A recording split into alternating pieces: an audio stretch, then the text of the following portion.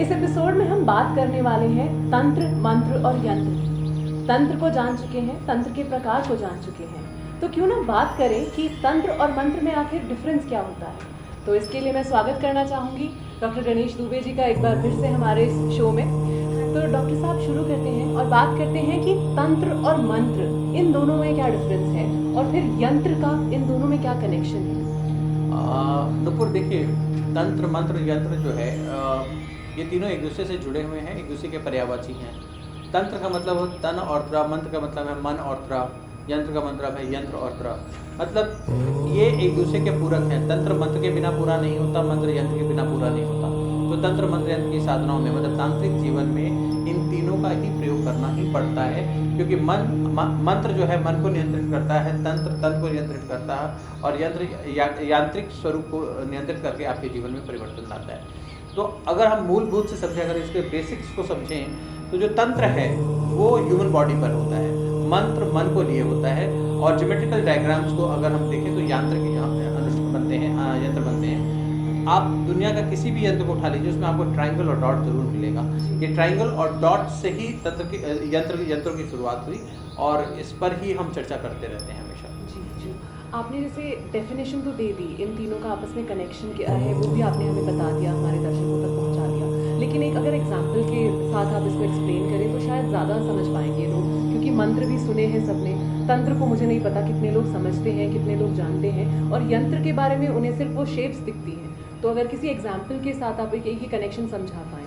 जैसे अगर मैं एग्जांपल लूँ तो कि अगर तंत्र मंत्र का नाम आते ही ना माँ काली का स्वरूप सबको याद आ जाता है। तो अगर माँ काली की बात करें तो एक मंत्र है क्लीम कागा कालिकाय नमः, क्लीम कागा कालिकाय, ये मंत्र हो गया। अब इसके अगर सामने ब्लैक कलर के ऊपर रेड कलर से एक उल्टा ट्रायंगल और डॉट लगा हुआ है, वो इसका यंत्र हो गया। ठीक है, जो व्यक्ति बैठकर इस मंत्र की चैंटिंग कर रहा है और उस यंत्र का दर्शन कर रहा है, वो तंत्र कर रहा है।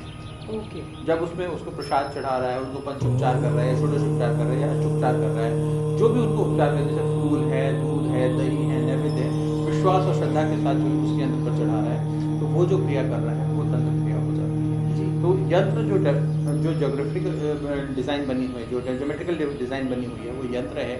जो मंत्रों का उच्चारण करके जो देवी देवताओं का आह्वान कर रहा है, वो मंत्र हो गया। जो क्रिया वो कर रहा है, उस पूरी क्रिया को जो है हम तंत्र कह सकते हैं। इसके अलावा हम तंत्र मंत्र यंत्र के अलावा हम रुद्राक्ष और रत्नों का भी प्रयोग करते हैं। जैसे 1 से 23-22 मुखी तक रुद्राक्ष होते हैं, 9 रत्न हैं, 84 उपन रत्न हैं। इन सभी चीज़ों का प्रयोग हम लोग अपने तांत्रिक जीवन में करते हैं। अलग अलग तांत्रिक अलग अलग क्रियाओं में अलग अलग चीज़ों का प्रयोग करते हैं। जब हम राजसिक, सात्विक और तामसिक तंत्र के बारे में बात करते हैं तो अलग अलग व्यक्ति अलग अलग चीज़ों के बारे में बात करते हैं। जी, तो मैं आगे आपसे जानना चाहूँगी, क्या ये एक दूसरे के बिना अधूरे हैं या जो इनका फल मिलता है वो कम मिलता है और तीनों के एक साथ होने से इनका फल ज़्यादा मिलता है? देखिए, ये अधूरे नहीं है, एक दूसरे के पूरक हैं, साथ ही चलते हैं। बिना तंत्र के यंत्र नहीं है, यंत्र के बिना मंत्र नहीं है, मंत्र के बिना तंत्र नहीं है। ये एक दूसरे के पूरक है। रत्न और रुद्राक्ष इसके सपोर्टिंग फैक्टर है, एनर्जी फैक्टर है। मतलब आपने रुद्राक्ष पहन लिया तो आपको एनर्जी मिल गई, आपने रत्न पहन लिया तो आपको ऊर्जा मिल रही है, आप उस पर्टिकुलर एनर्जी से कनेक्ट हो पा रहे हैं। तो ये सारी चीज़ें, सारी विधाएं एक दूसरे से जुड़ी हुई हैं। It's a process. जैसे अगर आप एक इंटरनेट पे आपको एक मूवी देखनी है, यूट्यूब पे अगर आपको एक टीवी कुछ चैनल पे देखना है, प्रोग्राम देखना है, या हम रेडियो अड्डा के लाइव प्रोग्राम देखने होते हैं, तो हम सबसे पहले एक इंस्ट्रूमेंट चाहिए।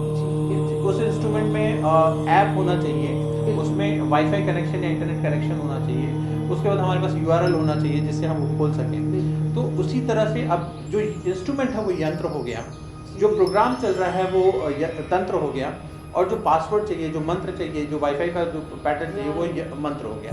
तो तंत्र मंत्र यंत्र का जो ये कॉम्बिनेशन है वो एक दूसरे के पूरक है। ये अलग अलग नहीं है, इसको आप डिफाइन नहीं कर सकते कि ये अलग है, ये अलग है, ये अलग है।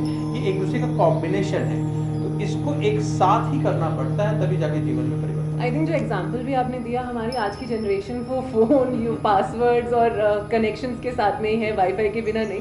तो ये आई थिंक इस एग्जाम्पल के साथ हम सब कनेक्ट भी कर पा रहे हैं और समझ भी पा रहे हैं कि इन तीनों की आपस में क्या कनेक्टिविटी है और इन तीनों का आपस में क्या रिलेशन है और किस तरह से एक दूसरे को पूरा करते हैं। आगे मैं आपसे जानना चाहूँगी, हमारी ऑडियंस ने हमसे पूछा था कि जो मंत्र है, फॉर एग्जाम्पल हम रिंगटोन लगाते हैं या कॉलर ट्यून लगाते हैं अपने फ़ोन में, लेकिन वो मंत्र पूरे नहीं होते, क्या उसका नेगेटिव इम्पैक्ट भी आता है? मंत्र पूरे नहीं होते। जी। देखिए इसमें श्रीमद् भगवद गीता में एक श्लोक है, नेहा विक्रम नाश्वस्ति प्रत्यवायो न विद्यते स्वल्पमपि धर्मस्य त्रायते महतो। भगवान श्री कृष्ण कहते हैं कि आप मेरा जितना स्मरण करोगे, जिस प्रकार स्मरण करोगे, उसका फल तो मैं आपको दे दूंगा। जो नहीं करोगे उसके लिए मैं दंडित नहीं करूंगा, उसके लिए आपको पनिशमेंट नहीं देने वाला हूँ। आपने जितना कर लिया उसके लिए आपको फल मिल जाएगा, और मृत्यु जैसे भय से भी मैं बचा सकता हूँ। लेकिन कभी कभी क्या होता है कि अलग अलग अथॉरिटीज होती है, जैसे देव शक्ति हैं, पितृ शक्ति हैं, ग्राम देवता है, कुल देवता है, नाग देवता है, जो आप अगर अदर डायमेंशंस के एनर्जीज के साथ अगर आप साधना करते हैं या उनको कॉल करते हैं, तो आपकी साधना पूरी ना होने पर या आपके मंत्र पूरे ना होने पर आपको कभी ना कभी पनिशमेंट मिल सकती है। जैसे आप किसी को डिनर पर बुलाएं और उसके आगे रोटियां रख दें और सब्जी ना रखें, तो ही मे बी गेट एंग्री, तो वो गुस्सा भी हो सकता है। तो वो वही चीज़ है कि आपने एक एनर्जी को कॉल किया है और आपने उसको कुछ ऑफर करने के लिए बोला है, और अब आप उसे ऑफर नहीं कर रहे हैं, आप उसको डिनाई कर रहे हैं। तो हमेशा कहा जाता है कि तंत्र मंत्र यंत्र को बिना गुरु के या गुरु परंपरा के सानिध्य के ना करें, और गुरु उसे जानकर करें जो आप जिसके बारे में आपने रिसर्च कर लिया हो। हमारे कहावत है कि पानी पीजिए छान के, गुरु कीजिए जान के। अगर पानी है तो उसको फिल्टर करके पीजिए, और गुरु है उसको जान कर करके, और एक बार जब गुरु बना लें तो उसकी साधना उसके अनुसार करें। तो इसका मतलब है कि हमें अपने वो फ़ोन में जो रिंगटोन्स और हम कॉलर ट्यून्स रखते हैं वो उस तरह से ना रखें। नहीं, रखिए, बिल्कुल रखिए, पर जितनी है उतना ही रखिए जी, कोई दिक्कत नहीं है। देखिए हमारे यहाँ क्या भगवान श्री कृष्ण कहते थे कि अंत काल में जो मेरा नाम स्मरण करता है उसको उसी प्रकार की मुक्ति मिलती है। तो अब पहले अगर आप ज़माने में देखें, आपने भी नोटिस किया होगा कि पुराने ज़माने में जो लोगों के नाम होते थे, राघव, माधव, राम, कृष्ण, बलराम, ऐसे नाम होते थे, क्योंकि अंत समय में इंसान सबसे पहले किसको बुलाएगा? अपने बच्चे को बुलाएगा। तो क्या करेगा? राघव राघव राघव। अगर उसने राघव बुलाया तो अंत काल में क्या किया उसने? अंत समय में उसने उसको याद किया। जब उसको याद किया तो उसका नाम लिया, ठीक है, तो इनडायरेक्टली उसको फायदा हो। तो आजकल हम बच्चों को नहीं बुला के सबसे पहले अपना फोन देखते हैं, तो फोन की रिंगटोन भी ठीक ही है, कोई नुकसान नहीं है, किसी न किसी बहाने आप उसको याद कर रहे हैं, ठीक है। बहुत सारी भ्रांतियां हैं हमारे यहाँ कि ये करना चाहिए, नहीं करना चाहिए, सही है, गलत है, ये उचित है, ये अनुचित है। देखिए मैं ये कहता हूँ कि भाव से भरकर आप जो भी काम करेंगे वही सिद्ध है, क्योंकि ईश्वर मीरा को मिला, कबीर को मिला, सूरदास को मिला, रैदास को मिला, पीर फकीरों को मिलते हैं, साधु संतों को मिलते हैं, किसी साइंटिस्ट को या टेक्नोलॉजिस्ट के डेवलपर्स को नहीं मिलते, या आईटी के बंदे को सॉफ्टवेयर डेवलप करने से भगवान नहीं मिल जाते हैं, ये भाव से मिलते हैं। तो भाव में की हुई कोई भी क्रिया हमेशा सही होती है। बिल्कुल, बहुत बहुत इम्पोर्टेंट बात आपने की है कि अगर भाव के साथ किया जाए तो भगवान उसके लिए आपके पास आ ही जाते हैं। तो आगे जो मैं आपसे सवाल पूछना चाहूँगी वो मैं ये पूछना चाहूँगी, आजकल जो ये यंत्र हैं ये डेकोरेटिव पीसेस की तरह मार्केट में अवेलेबल हो गए हैं, तो लोग खरीद कर उन्हें घर भी ले जा रहे हैं, तो उसका क्या प्रभाव पड़ता है लोगों के जीवन में? यंत्र बनाने और यंत्र को सिद्ध करने की एक बड़ी प्रक्रिया है। उसको एक निश्चित मुहूर्त में खरीदना चाहिए, मुहूर्त देश काल के समय में उसका प्रयोग करना चाहिए, उसको एक पर्टिकुलर डायरेक्शन में रखना चाहिए, और एक पर्टिकुलर विधि से उसको लेकर अपने घर में आना चाहिए, और पर्टिकुलर विधि या पर्टिकुलर समय तक ही उसका इस्तेमाल करना चाहिए। तो अलग अलग यंत्रों की अलग अलग विधाएं हैं, लेकिन आजकल डेकोरेटिव्स की तरह इस्तेमाल कर रहे हैं, तो लोग इसी बहाने कुछ भक्ति तो कर रहे हैं। मैं ऑब्जेक्शन नहीं करता हूँ, क्योंकि इसी बहाने कुछ भक्ति कर रहे हैं, और किसी भी शुभ काम का अशुभ परिणाम नहीं मिल सकता। मैं एक बात जानता हूँ कि हाँ, बहुत सारे वास्तुशास्त्री, बहुत सारे ज्योतिष के लोग मुझसे आर्गुमेंट करेंगे कि नहीं सर, ये तो इस डायरेक्शन में नहीं होना चाहिए, इस मुहूर्त में नहीं आया, इस मुहूर्त में नहीं आया, ये सही जगह है, ये गलत जगह है। परंतु मैं ये कहता हूँ कि ईश्वरी कृपा और भाव से बढ़कर कुछ भी नहीं है, और वो श्रद्धा से भरकर अपने घर में ला रहा है तो ला रहा है, उसको रखने दीजिए। आपका निजी वो उसका निजी मामला है, आप उसको डराइए मत, उसको अहम और वहम में मत फंसाइए कि अगर आपकी बात नहीं मानेगा तो उसका नुकसान हो जाएगा, ऐसा मत करिए। जो सही बात है उसे बताइए। तो बहुत बहुत इम्पोर्टेंट बातें इन्होंने आज हमें बताई हैं, तो डॉक्टर साहब आपका बहुत बहुत धन्यवाद इन बातों को हम तक पहुंचाने के लिए।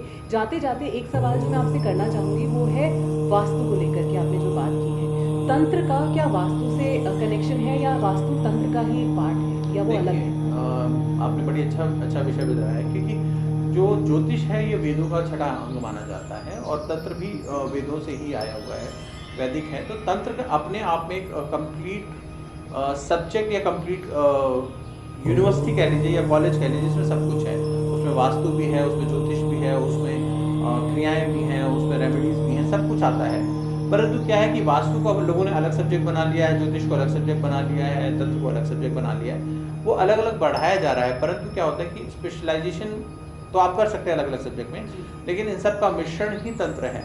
आप लोगों मुझसे कहते हैं ईस्टर्न मॉडलिटी, वेस्टर्न मॉडलिटी, वीका, शैमनिज्म, वुडो, इतने सारे नाम आ गए हैं, रेकी, लामा फेरा।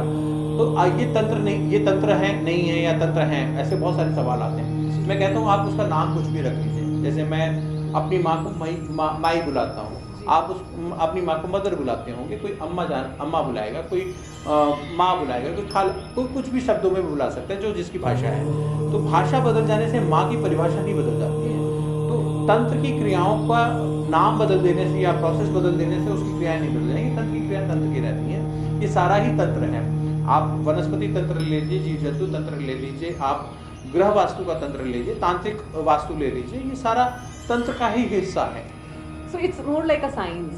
It's a science. Yeah. It's a science. Right. तो मतलब इच्छाओं की पूर्ति के लिए जो साइंस है वो तंत्र है। To create anything, to sustain anything, to destroy anything is a tantra. Right. तो बहुत बहुत इंटरेस्टिंग बातें आज हमने की हैं डॉक्टर साहब के साथ में, और बहुत ही वैलिड पॉइंट्स निकल के आए हैं। ये हमें लेके जाता है हमारे अगले एपिसोड की तरफ। तो डॉक्टर साहब आपका बहुत बहुत धन्यवाद हमसे आज जुड़ने के लिए। और अब हम मिलेंगे हमारे अगले एपिसोड में, जहां हम बात करेंगे कुछ सच्चाइयों की, कुछ मिथ की।